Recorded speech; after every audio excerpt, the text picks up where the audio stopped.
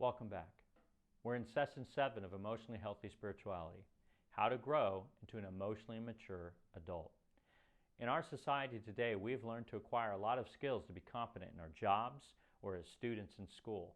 And yet at the same time, we haven't really learned the skills necessary to be emotionally mature. The Bible's pretty clear what we need to do. Being mature as a Christian is learning how to apply practically and effectively the truths that we strongly believe in. For example, how can I be quick to hear and slow to speak? How can I be angry and yet not sin?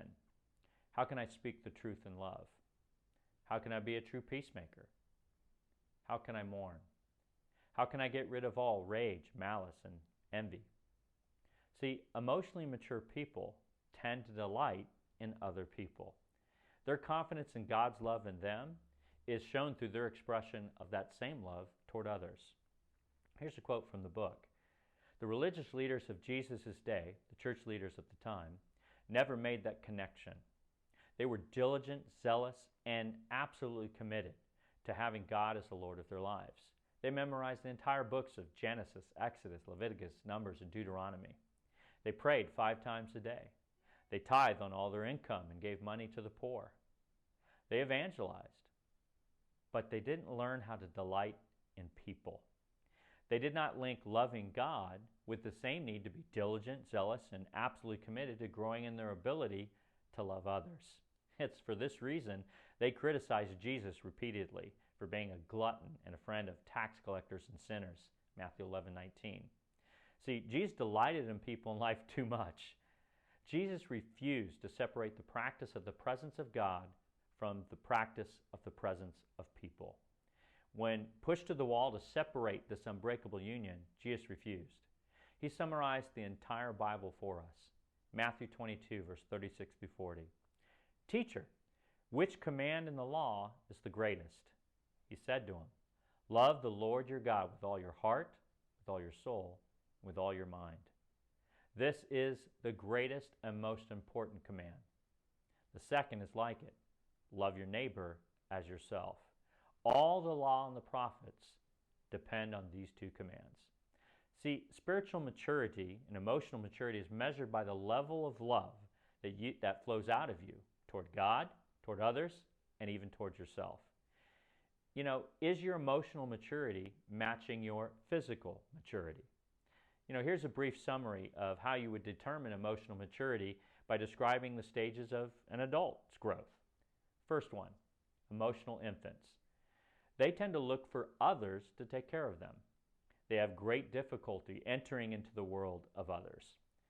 They're often driven by a need for instant gratification. They use others as objects to meet their needs. Second, emotional children. They're content and happy as long as they receive what they want. They often can unravel quickly from stress or disappointments or trials.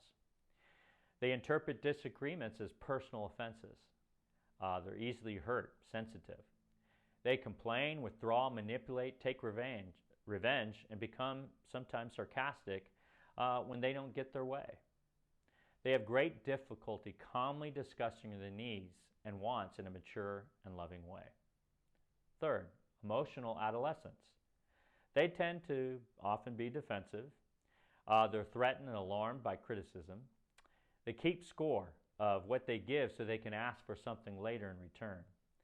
They deal with conflict poorly, often blaming, appeasing, going to a third party, pouting, or ignoring the issue entirely. They become preoccupied with themselves.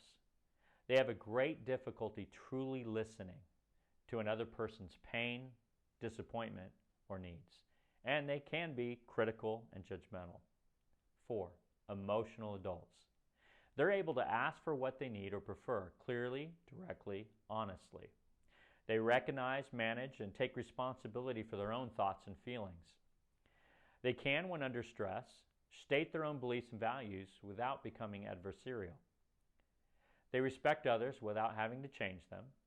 They give people room to make mistakes and not be perfect. They appreciate people for who they are, the good, the bad, and the ugly, not for what they give back. They accurately assess their own limits, strengths, and weaknesses, and are able to freely discuss them with others. They are deeply in tune with their own emotional world and are able to enter into the feelings, needs, and concerns for others without losing themselves. They have the capacity to resolve conflicts maturely and negotiate solutions to consider the perspective of others. So where are you emotionally? Are you an emotional infant? Are you an emotional child? An emotional adolescent? Or are you an emotional adult? See, we need to both overcome bad habits and incorporate good relationship skills in order to become emotionally mature and enable us to love others well. Tonight, we will see a great example of loving others well in the parable of the Good Samaritan. Then in our discussion groups, we're going to learn and apply an important skill, clarifying expectations, that will help us to grow into an emotionally mature adult.